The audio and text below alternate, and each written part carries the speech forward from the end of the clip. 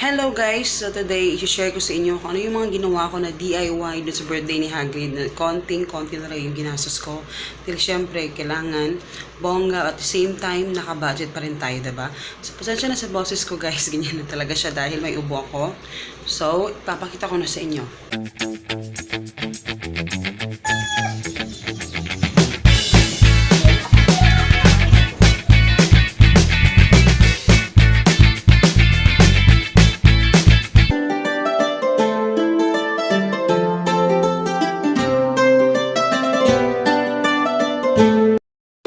So, ang una kong ginawa guys is pumili tayo ng ating decorations for the table na black. Ayan.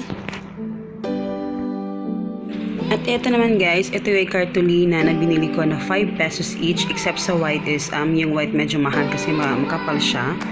Pero ito yung gagamitin natin sa ating backdrop.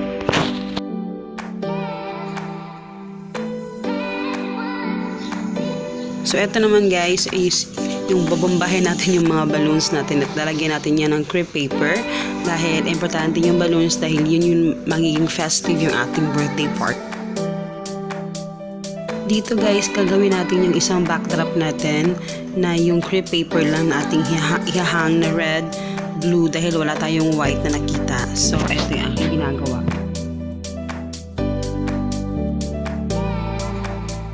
Sa ating happy birthday, ito lang yung black and white na pinili ko dahil cars yung ating theme. So, it is 26 pesos guys.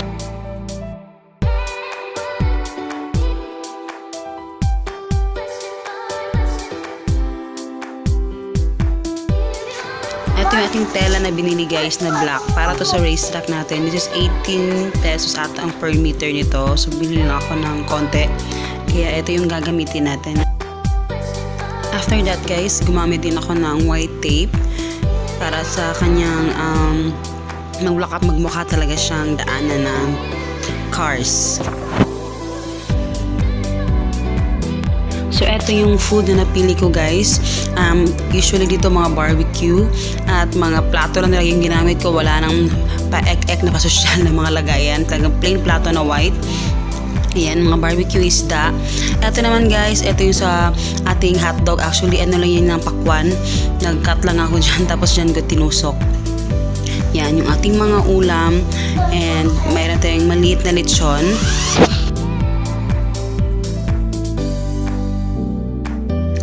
So, ito naman guys, ito yung cake na naka-discount din ako dito ng bere-bere bongga. Ayan.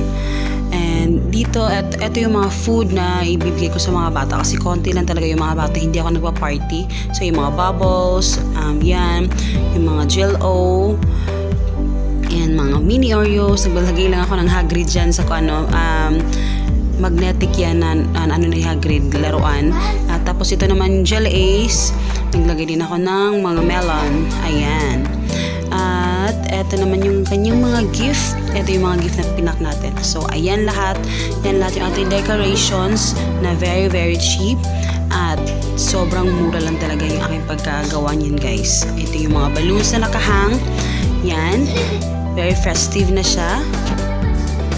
So, eto na yung ating final look na makikita natin sa pictures. At ang gusto ko lang talaga is yung very simple na birthday party at the same time na medyo babawiin lang naman natin sa decorations. So, ayan, very cute.